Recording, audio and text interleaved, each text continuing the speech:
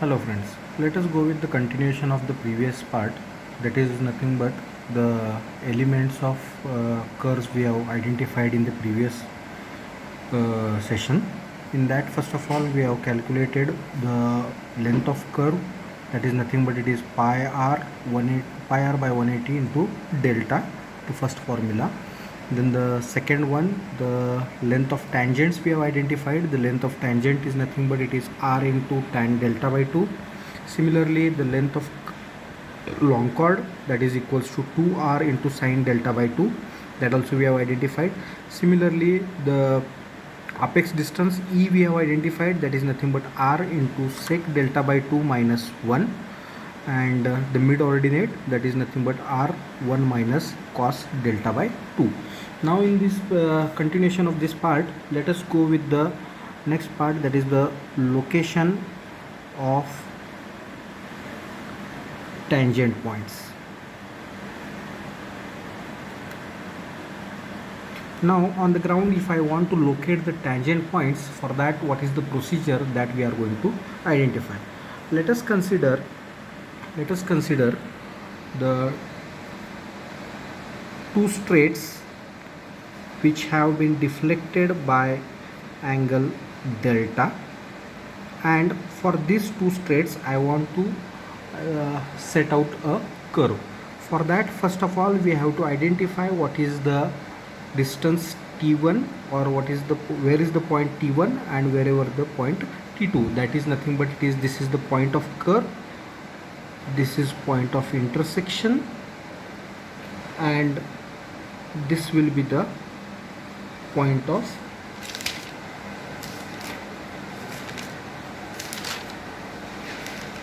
tangency. So these points are to be identified. How to locate these particular points? For that, first of all, what has to be done?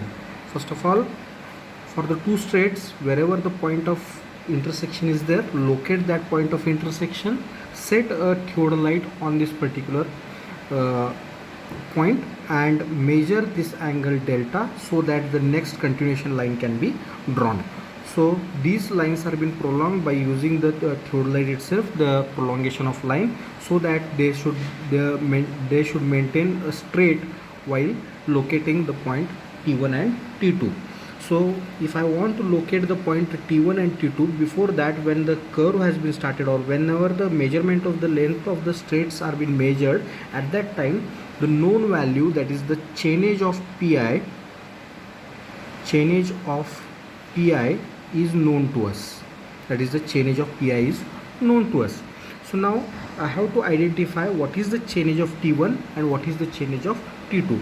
For that, first of all, let us calculate all the elements by using these formulas. When the r is known to us, that is the radius of the curve is assumed by some value, or else the radius of curve has been calculated by assuming the degree of curve. So earlier in the first session we have seen what is meant by the degree of curve and what is the designation of the curve. So by using the degree of curve, we will be identifying whatever the what is the length of curve, what is the length of tangent, then the length of long chord, then the length of the apex distance and the mid ordinate. So these values will be calculated. After calculating the values of tangency, that is the length of curve and the tangent distance, then the chainage of T1, chainage of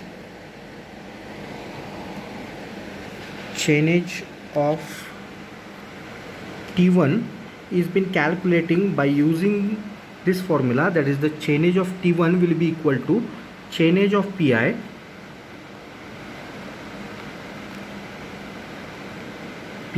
minus t, that is the tangent distance. So chainage of pi is known to us when we are measuring the length. At that time, the chainage of pi minus the value, that is the t distance, that is the tangent distance. If I subtract from this, I can calculate the value of T1 or the T1 distance. So if I know the chainage of Ti or T1, or else if I measure the T distance from pi in the back tangent, I can locate the point T1. So T1 point is located. After that, similarly from TI, if I measure the distance T again, I can locate the T2 point.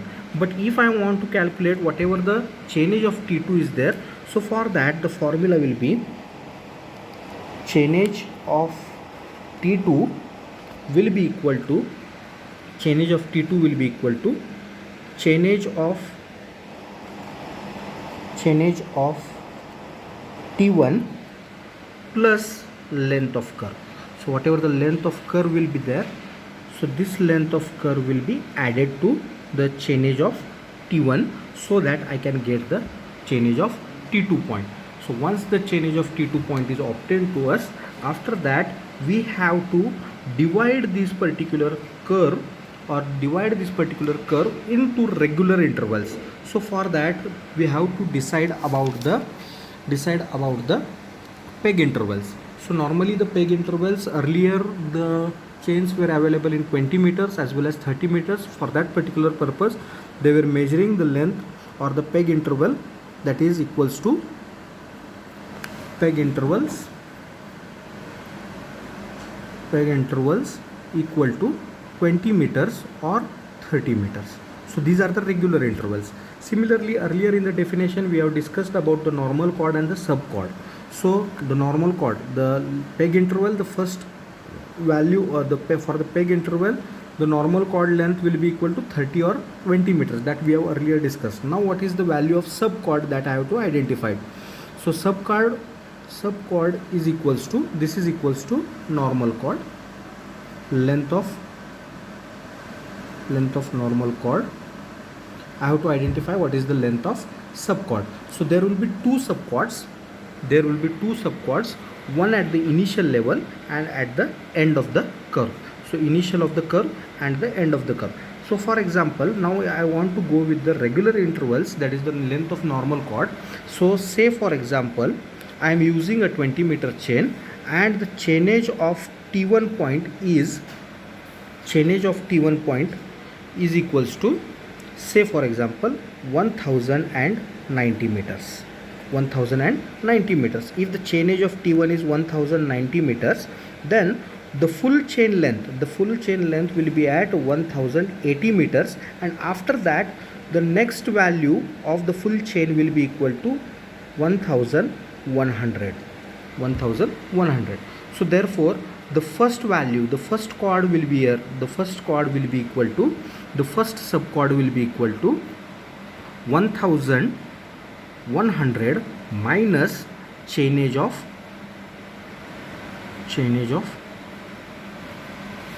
1100 minus the chainage of T1 point, which is equals to 1100 minus 1090, which is equals to 10 meters. The length of first subchord is equals to 10 meters. Now say for example, after that I have continuously measured the chords length of 20 meters each, and after that if I obtain the chainage of T2 point is equals to,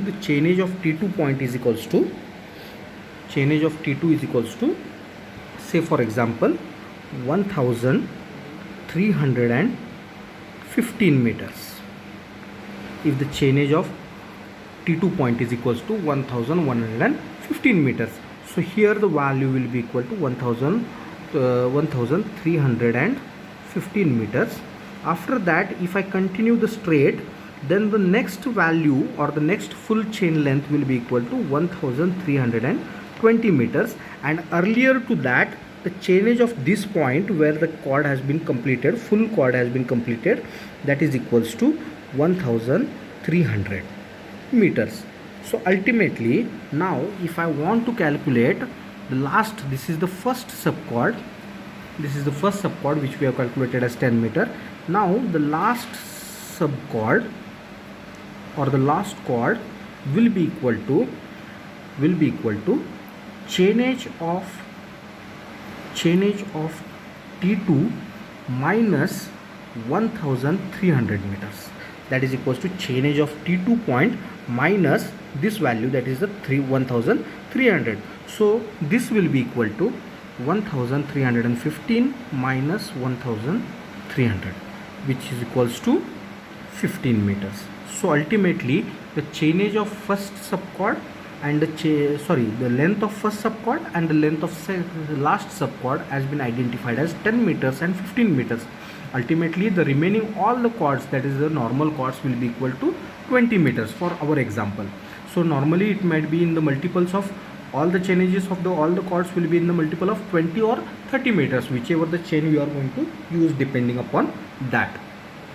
So let us stop here, and in the next part we are going to discuss about the various methods of setting out the curve. So before that we have to identify what is the length of, or what are the elements of all the curves, elements of the curves.